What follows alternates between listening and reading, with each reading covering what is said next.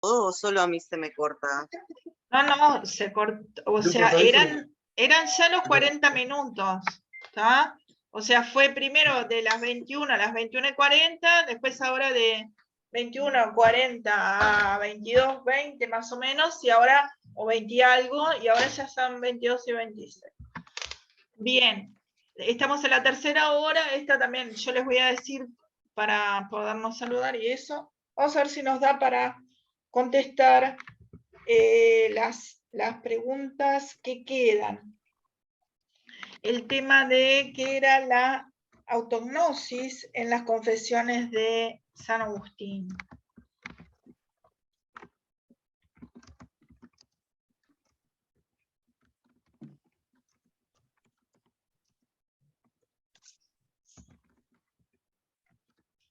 Me parece que esta pregunta la voy a contestar de una forma resumida para después ver lo de las odas de Horacio y capaz que las extiendo un poquito más o les hago después un pequeño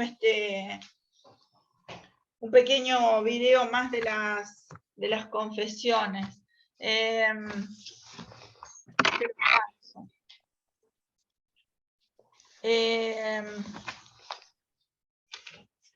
Les decía entonces, con respecto a esta pregunta también estuvieron bien. Teníamos en lo que es las confesiones la idea de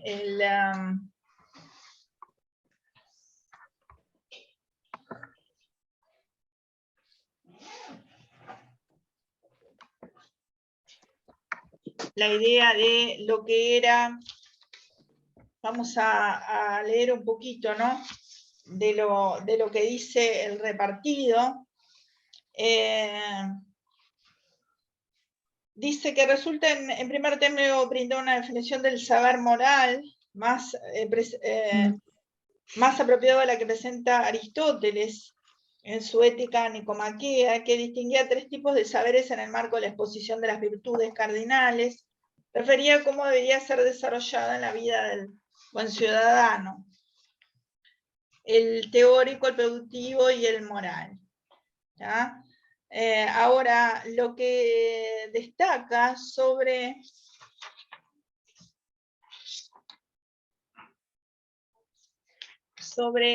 San Agustín es justamente la idea de la prudencia, aquel saber hacer, saber actuar, pragmatismo y el saber universal. ¿Tá?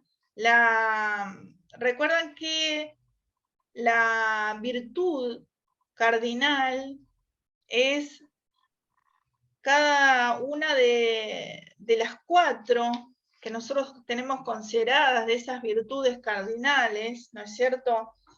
La virtud es una actividad o fuerza de las cosas para producir o causar sus efectos. Es un poder, una potestad, la integridad del ánimo y la bondad, ¿no es cierto?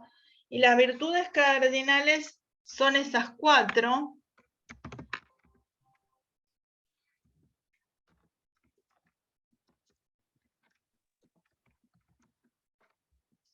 que son la prudencia,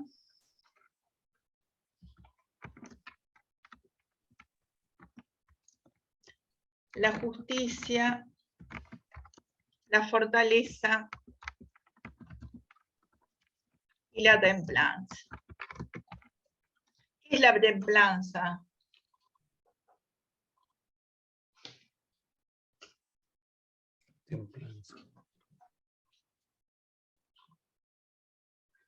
Creo yo que me parece que es como mantener la calma.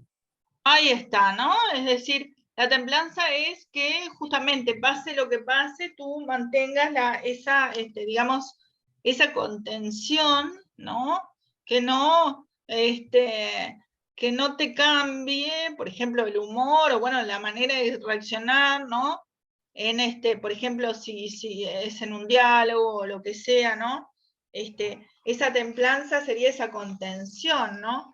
Que está muy relacionada a la prudencia. ¿Sí, oigo? Que se relaciona a la mesura, capaz también. Se me También, ocurre. también. ¿Cómo es tu nombre? Agustina. Tavares, ¿no? Sí. Ahí está, perfecto. Entonces, la idea justamente que se manejaba, entonces, la prudencia, entonces, como un saber hacer, saber actuar, relacionado entonces a un saber hacer,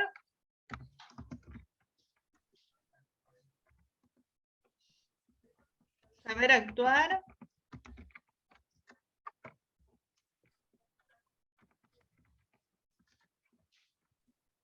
y también a un saber universal.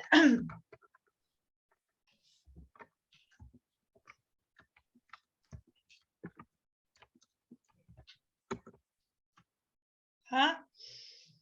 Es decir, el racionalismo.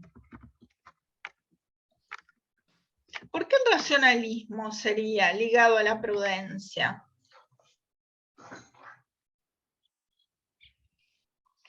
Porque primero hay que razonar para después actuar, para poder actuar correctamente. Ahí está, ¿no? Es decir, implica lo contrario a una actuación o a una forma Una reacción. de reacción, ahí está, ¿no? De reacción automática o sin pensar o sin razonar. Por eso la parte racional de ese saber universal, ¿no?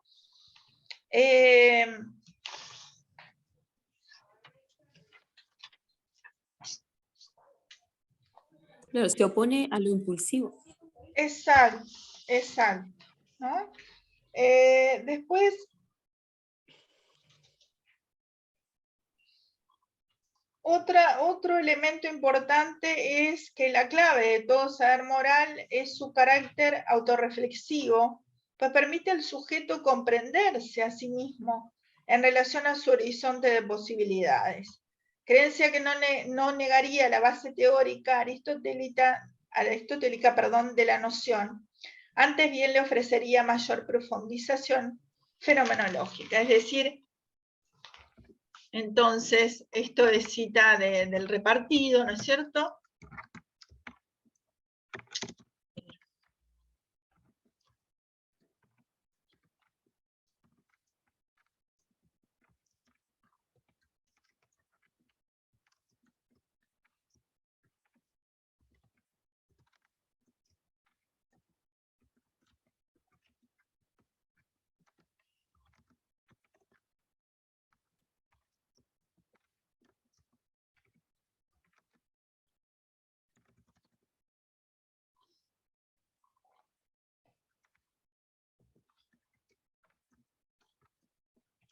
Dice que entonces permite al sujeto comprenderse a sí mismo.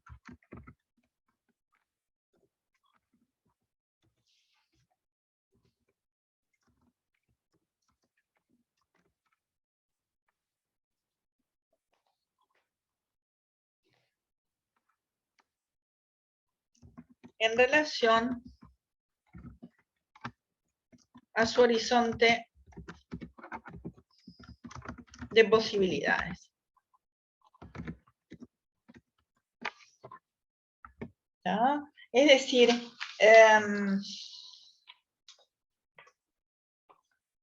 dice, este texto nos indica el supuesto de que la intimidad del yo se puede convertir en objeto filosófico de primer orden, ¿no?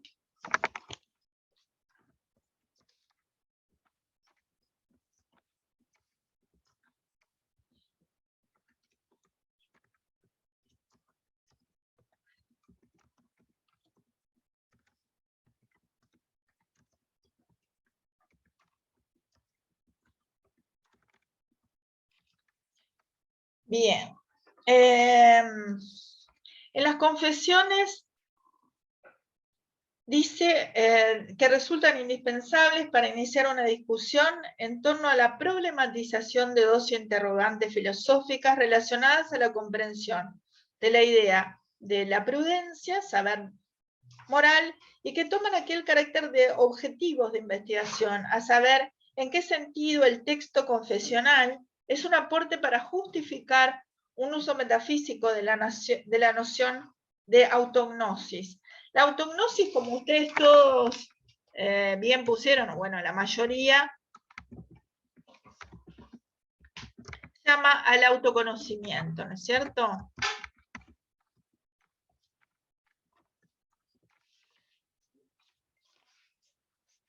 Y dice que en virtud de la exposición de las ideas de interioridad, meditación y trascendencia por un lado, y cómo se conecta esta perspectiva con aquella entendida en el sentido aristotélico por el otro.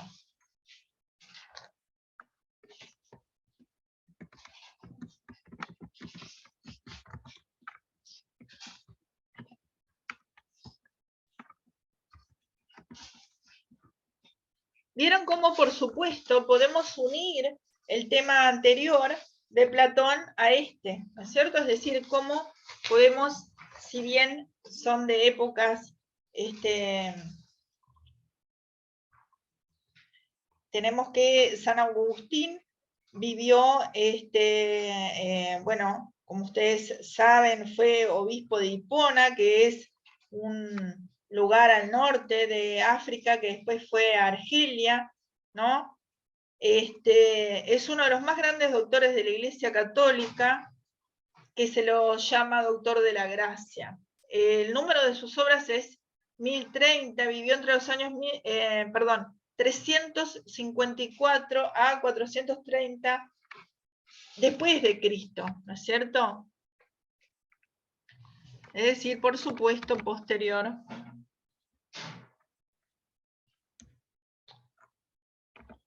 Así que 354 a 300, ¿cuál les dije? Perdón, 430 después de Cristo. ¿Ah? ¿Ah?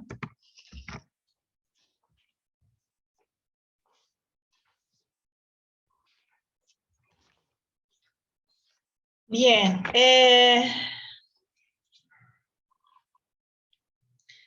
Y el autor de este texto que yo les compartía decía, ¿por qué creemos que San Agustín es el indicado para establecer la relación en referencia a la experiencia interior? Y dice que porque en él no se da una división entre la fe y la razón, y se presenta el alma como un misterio, y se le atribuye valor a la meditación, y lo que no es menor, se niega el escepticismo como vida sustentable para poder establecer un proyecto ético. ¿tá? Así que lo que destaco de este autor es, entre comillas, porque es justamente lo que él está aseverando, no palabras del propio San Agustín, es que justamente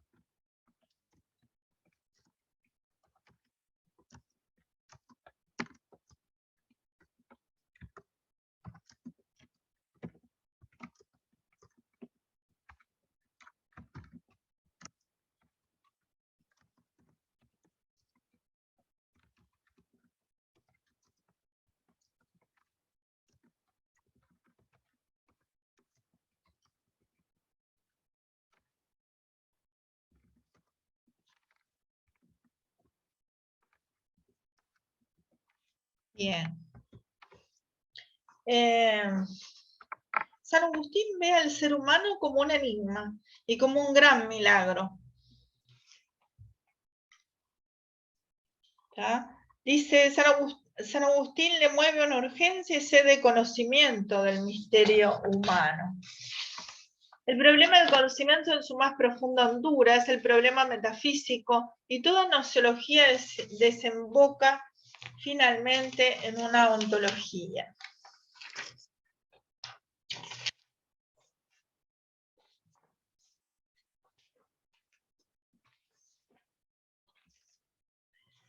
Y desde el punto de vista literario, esta obra es una sobresaliente obra de arte, es un modelo de autorreflexión y hay una secuencia. Primero, la interpretación de nociones típicas de la prudencia como juicio moral, acción correcta y razón desde la perspectiva de la experiencia interior. En segundo lugar de la secuencia, la relación de la experiencia interior con la meditación para indagar la potencia interpretativa que ésta tiene respecto a la cuestión de la certidumbre moral. En tercer lugar, se señalan los aspectos de la relación entre el yo y el mundo. Y en cuarto lugar, se sostiene que el ejercicio de interrogar implica una trascendencia en términos de que facilita la búsqueda de la certidumbre existencial. Hay una parte que ustedes también, si quisieran desarrollar un poco el tema, se podría relacionar con las parábolas. Me refiero a la página 4 del repartido, donde se refiere en el cuarto párrafo que dice: la visión agustiniana, la disposición a actuar bien, depende de cada hombre, o sea, de cada ser humano, por el libre albedrío, pero decisivamente se lleva a cabo en virtud de la buena voluntad de su creador. Tal reconocimiento implanta la clave hermenéutica, que significa el experimentar a Dios desde un designio cosmológico paradójico que orienta la conciencia humana. ¿Por qué les digo que se podría relacionar acá con las parábolas de la misericordia? ¿Qué es lo que ustedes interpretan en relación a ese libre albedrío? Porque el Padre en las parábolas de la misericordia le dio el libre albedrío a su hijo menor, que decidió irse y respetó eso. Ahí está. Ahí está Callero, ¿no? ¿Quién habla? Sí, No, Cabrera, Leticia. Cabrera. Está. Perfecto. Bien. ¿Quién más quiere agregar algo?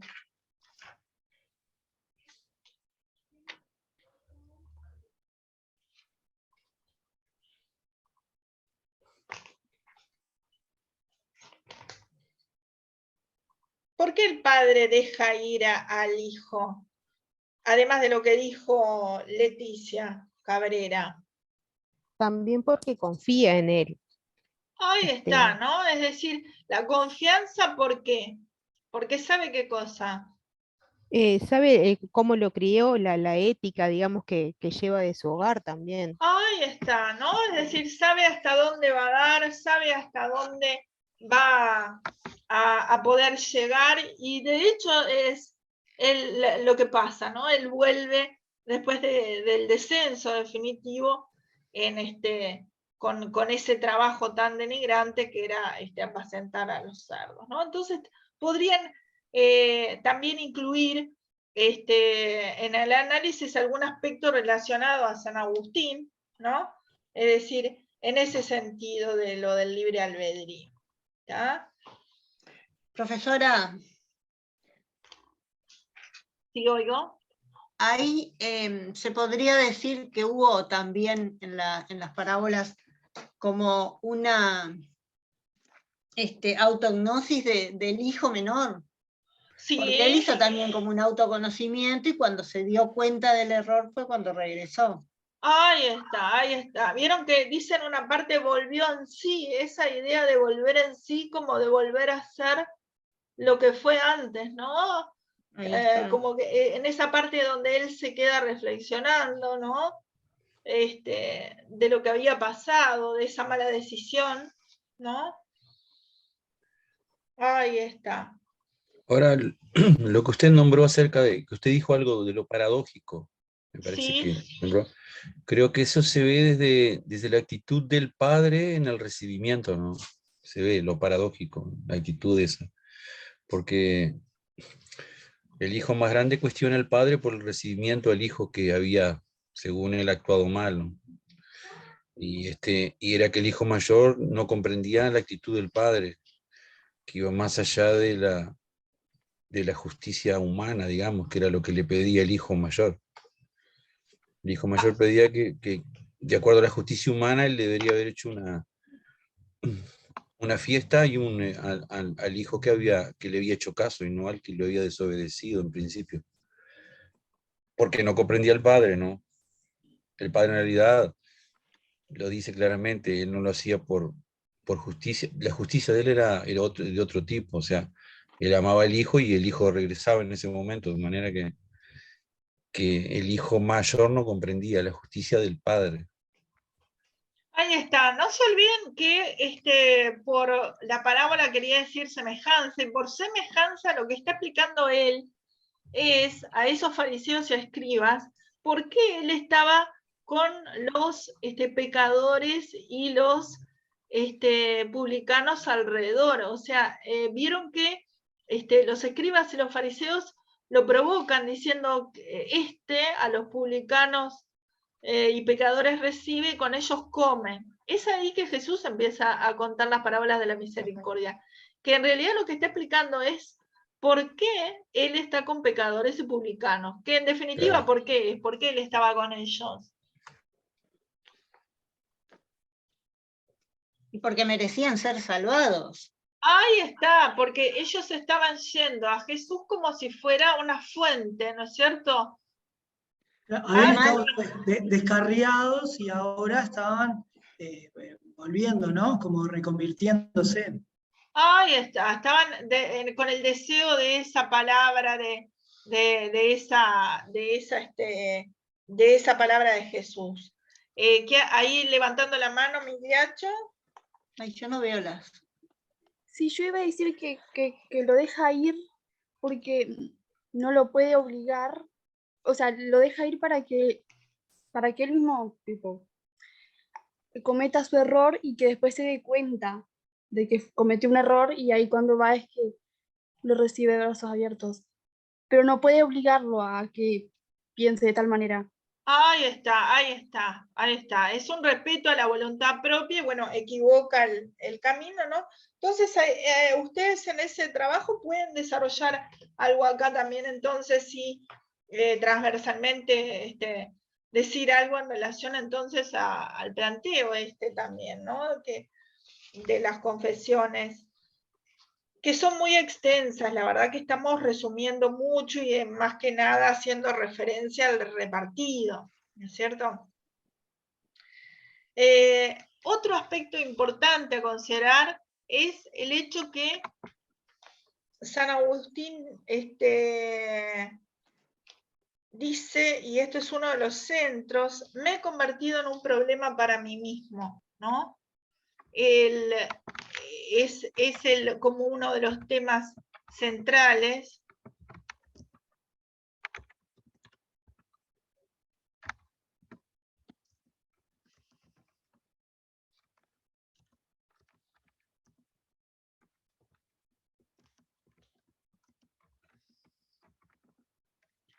Esto está en el libro 10, la idea de ser un problema para sí mismo, en el sentido de justamente que el saber de sí mismo es incompleto y que esa es la problemática, ¿tá? Que más acucia al momento de desplegar su testimonio confesional. Una cosa que yo que había leído sobre San Agustín, que se parece a la parábola que estábamos hablando, es que él también en su juventud tuvo una época en que se dejó llevar por las pasiones. O sea, eso es lo que se dice en la biografía. O sea, como que aparentemente él estuvo descarriado también durante su época de estudiante, incluso lo tenían que obligar a estudiar al principio. Y bueno, eso aparece en las confesiones. Me acordé de eso que tiene que ver también con esa conexión entre San Agustín y esta parábola. Ahí está, ¿no? Es decir, esa idea de lo que se llama esa meditatio agustiniana,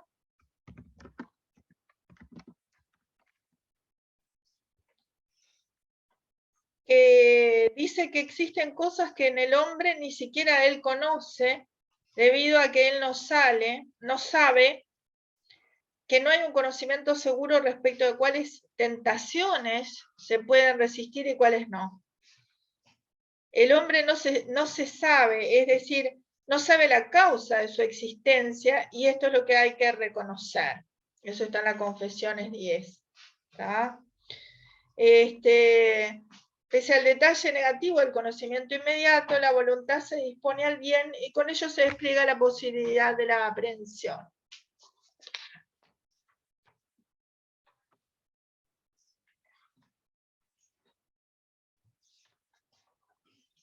Bien.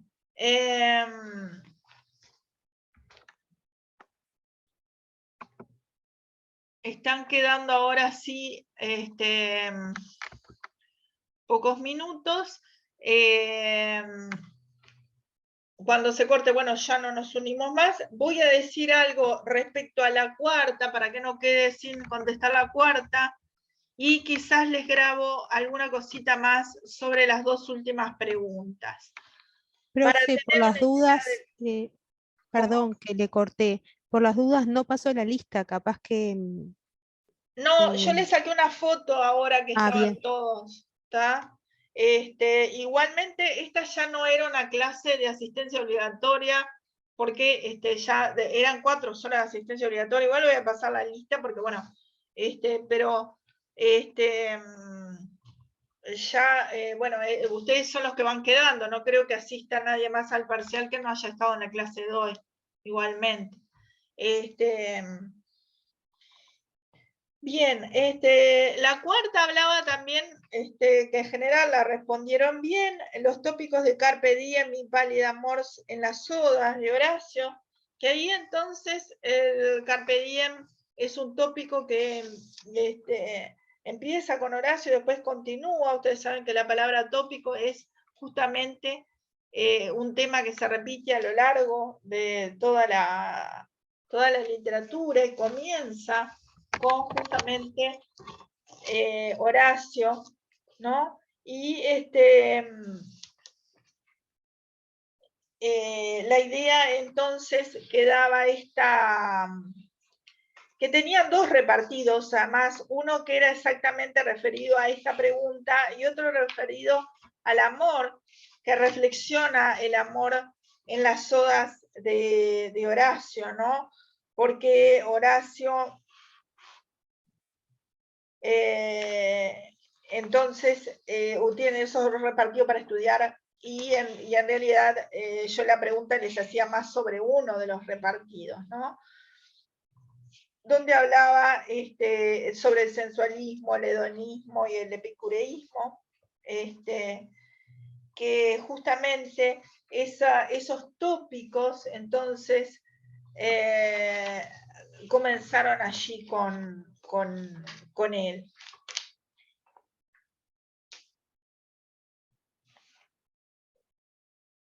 Por ejemplo, nosotros tenemos en una obra que es a Ligurino, dice: joven Crevel ufano todavía con el divino don de la hermosura, cuando el alado tiempo no ha advertido por la arrogancia tuya, vele tu linda faz, cuando no floten sobre tu espalda esas huedejas rubias, y tu color envía hoy de las rosas desaparezca entre la barba hirsuta. Ahí clamarás al verte en el espejo, oh Ligurino, en mutación tan brusca. ¿Por qué cuando más joven no me rendía el amor que ahora me turba? ¿Y por qué ahora cuando al fin me rindo no vuelve a mis mejillas su frescura? Vieron ahí que está exactamente ese carpe diem, es decir, el tópico de lo que es aprovecha el día, aprovecha el momento, porque el tiempo es fugaz, ¿no? El tempus fugit, que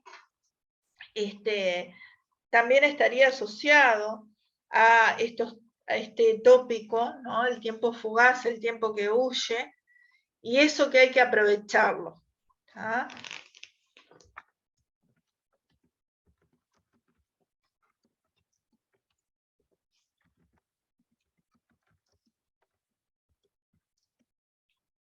¿Ah? Y el tempus fugit.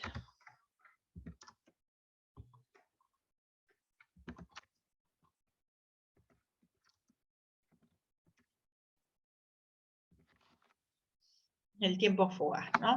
Asociado también a la pálida mors en el sentido que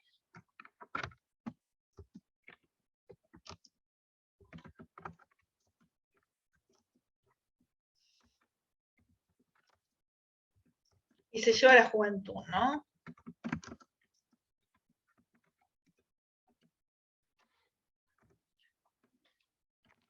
Acá entonces, cuando dice, cuando el alado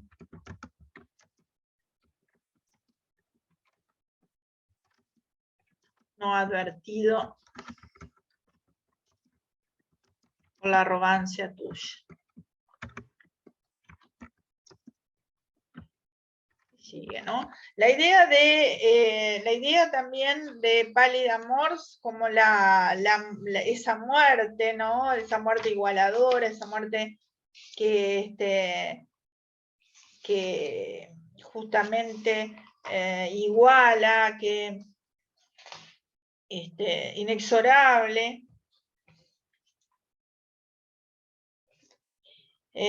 Bueno, gente, me parece que a lo que queda tan poquito tiempo, ya quedan 3 minutos, dejamos por acá y yo les grabo respecto sobre todo a estos dos últimos, les voy a grabar un poquito más, que ya